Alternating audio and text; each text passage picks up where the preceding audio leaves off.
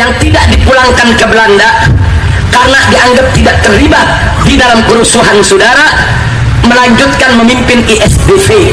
ISDV tidak dibubarkan oleh penjajah Belanda, saudara, karena dianggap satu kekuatan masyarakat yang bisa dijadikan jembatan oleh penjajah Belanda, saudara, untuk memanfaatkan para petani dan buruh, saudara.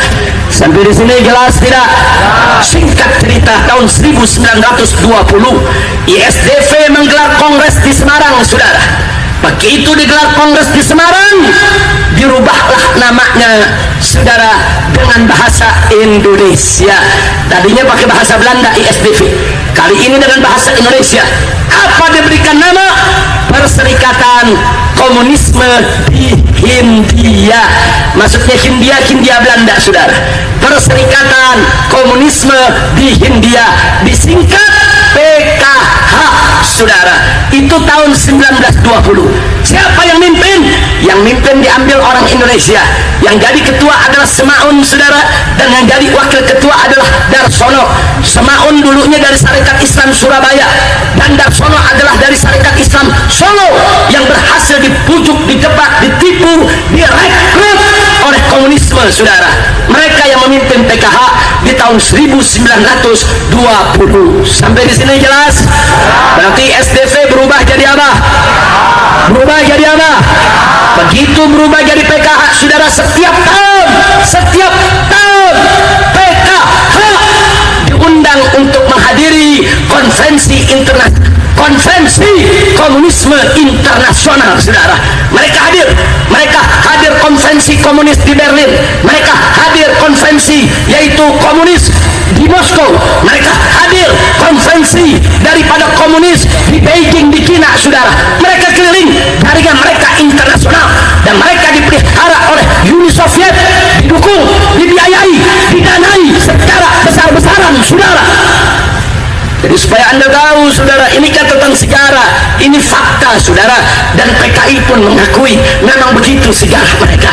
Mereka bikin buku sejarah, dalam sejarah mereka ada disebut, saudara, dengan bangga mereka menyebutkan diri mereka hadir di setiap konvensi komunisme internasional di seluruh dunia, saudara. Saya tanya sekali lagi, kira-kira sampai di sini jelas tidak? Paham tidak? Baik, langsung 4 tahun kemudian, saudara, dari 1920 didanai oleh Uni Soviet, saudara, diberikan bayaran oleh Uni Soviet, mereka makin getol, mereka masuk kerja ke kampung-kampung, merekrut petani, merekrut buruh, merekrut rakyat kecil, saudara, di mana-mana.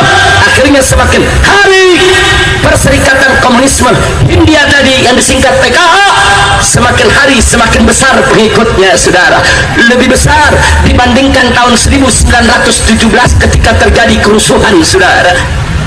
Akhirnya singkat cerita, tahun 1924 PKH menggelar konvensi lagi, menggelar kongres lagi, dan merubah namanya menjadi Partai Komunis Indonesia yang disingkat PKI. Kenapa mereka rubah, saudara?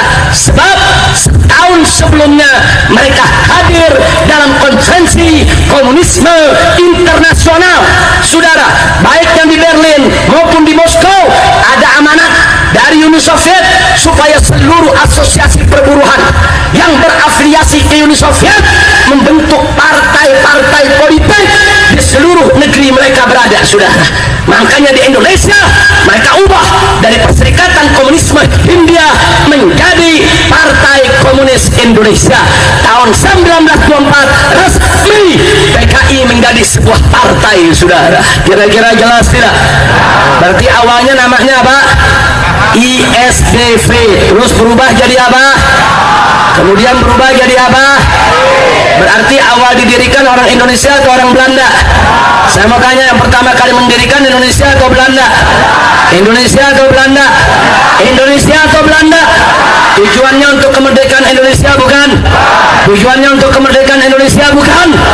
Tujuannya adalah untuk menggulingkan pemerintahan kapitalis Belanda agar diganti dengan pemerintahan komunis Belanda. Sampai di sini jelas? Saya mau tanya semua, sadayana parantos ngertos? Terang tak terang? Alhamdulillah. Lillah. Udah gue lanjut. Masih panjang nih, masih panjang. Baru tahun 24, itu udah 2015. Lanjut, bisa sampai pagi nggak apa-apa. Betul. Mau hujan nggak apa-apa, emang udah lama nggak hujan ya. Siap sampai pagi, sampai subuh. Ente sampai subuh, ane pulang. Dipikir lewat tancap, emang mana sih ada lewat tancap di sini. Lanjut. Baik, kita lanjutkan saudara. Begitu tahun 1924 menjadi Partai Komunis Indonesia, maka kali ini dipimpin oleh Musso dan Alimin saudara. Pertama dipimpin oleh Semaun dan Darsono. Kali ini begitu menjadi PKI dipimpin oleh Musso dan Alimin. Musso punya rumah di Moskow saudara. Musso punya rumah mewah di Moskow saudara. Dia pulang pergi ke Moskow saudara untuk mengatur seluruh gerakannya, dan dia dibiayai oleh Uni Soviet dan dilindungi oleh KGB, agen rahasia daripada Uni Soviet. Ini antek asing, ini bukan kerja untuk bangsa Indonesia, ini bukan kerja untuk kemerdekaan Indonesia, tidak ada nasionalismenya saudara. Jelas? Baik, kita lanjutkan saudara. Tahun 1924 Musso memimpin PKI dibantu oleh Alimin dan lainnya saudara, mengembangkan PKI ke kampung-kampung saudara. Begitu mereka merasa sudah kuat, di tahun 1926 dan 27 saudara, dia merasa sudah besar, pengikutnya sudah banyak, berakar sampai di desa-desa. Kali ini mereka melakukan kerusuhan lebih besar daripada tahun 1917 saudara. Besar-besaran mereka bakar pelabuhan, mereka bakar perusahaan-perusahaan Belanda, mereka bakar perkebunan-perkebunan saudara, mereka bakar pasar-pasar masyarakat saudara. Ya, mereka bikin kacau di mana-mana. Pemerintah Belanda marah, turunkan tentara saudara. Terjadi keributan besar-besaran. Akhirnya Musso dan Alimin ditangkap, dibuang ke Moskow saudara. Pimpinan PKI semua ditangkap, dibuang ke Moskow saudara. Sementara PKI dibubarkan oleh Belanda. Lalu bagaimana nasib petani dan nasib para yaitu buruh saudara? Kesian, mereka ditangkapi, mereka ditembaki, mereka dibunuh. Bahkan puluhan petani digantung di jalan-jalan saudara. Puluhan petani digantung oleh Belanda di jalan-jalan. Tiap kecamatan ada petani yang digantung untuk nakut-nakuti rakyat. Siapa melawan Belanda? Begini nasibnya, petani dibunuh, buruh dibunuh, umat dibantai. Sementara pimpinan PKI semua akhirnya kembali ke Moskow, punya rumah di Moskow, punya mobil di Moskow, punya harta di Moskow. Jahat tidak? Listrik tidak? Takbir. Jadi petani dan buruh jadi korban, betul? Begitu cara kerja PKI saudara. Sampai sekarang nih, sampai sekarang nih PKI mainnya di pabrik-pabrik saudara. Pekerja-pekerja direkrut, ayo ikut serikat buruh kami. Ini serikat buruh ini ada yang Islam, ada yang komunis saudara. Hati-hati, petani-petani saudara dibujuk untuk ikut mereka saudara. Para petani, para buruh, kita cinta negeri, kita cinta Indonesia, tapi jangan sampai kalian tertipu dengan langkah-langkah yang dilakukan oleh PKI gaya baru. Betul? Siap lawan PKI, siap ganyang PKI, siap melindungi buruh dan petani kita. Takbir. Sallu ala Nabi. Itu kejadian tahun 1927 saudara. Tanya anak-anak muda yang suka buka internet, hati-hati. Di internet kalau kita buka, anak-anak PKI bikin kronologis. Apa mereka bilang? Kami adalah pejuang kemerdekaan, kami adalah pahlawan bangsa. Tahun 1917 dan 1927 kami melakukan pemberontakan terhadap Belanda yang orang lain gak berani lakukan. Kami bakar pabrik-pabriknya Belanda, kami bakar kantor-kantornya Belanda, kami bakar semua tempat-tempat perusahaannya Belanda. Kami adalah pahlawan. Jadi kalau anak muda yang nggak tahu sejarah saudara, mereka pikir benar. Nah, karena belajarnya di internet, bukan di kiai. Sekarang ini ada syekh baru, kiai musyrik, namanya Syekh Google. Namanya apa? Syekh Google saudara. Jadi belajar nanyanya ke Google, begitu tuh hasilnya saudara. Nah, anak muda baca, oh PKI pahlawan, 1917 berjuang, 1927 berjuang. Oh benar juga PKI pahlawan. Akhirnya dijatuh cinta sama PKI. Bahaya tidak? Saya tanya, bahaya tidak? Bahaya tidak? Jadi saya mau tanya, 1917, 1927 ketika PKI melakukan kerusuhan dengan memanfaatkan petani dan buruh, saudara, saya mau tanya, mereka untuk kemerdekaan Indonesia bukan? Jawab yang kompak. Untuk kemerdekaan Indonesia bukan? Untuk kemerdekaan Indonesia bukan? Jadi mereka bukan pejuang, bukan pahlawan. Jangan kita tertipu dengan sejarah, saudara. Kira-kira sampai di sini jelas tidak? Jelas tidak? Akhirnya 1927 PKI dibubarkan. Musso Alimin dibuang ke Moskow dan kawan-kawan. Di tahun 1934 akhirnya Musso diizinkan oleh pemerintah Hindia Belanda untuk kembali ke Indonesia, tapi tidak boleh menghidupkan lagi PKI, tidak boleh bikin lagi organisasi. Ulang ini orang-orang PKI dari Moskow, saudara. Jadi ingat, mereka di Moskow hidup senang-senang, mereka dapat gaji, mereka dapat rumah, mereka dapat fasilitas, saudara. Sementara ribuan petani masih di penjara, saudara, nggak dikeluarkan oleh Belanda. Ribuan petani banyak yang mati di penjara-penjara Belanda gara-gara ditipu oleh PKI, saudara. Saya tanya sekali lagi, PKI licik tidak? Jahat tidak? Biadab tidak? Kita lanjutkan, pulang ini Musso dan kawan-kawan.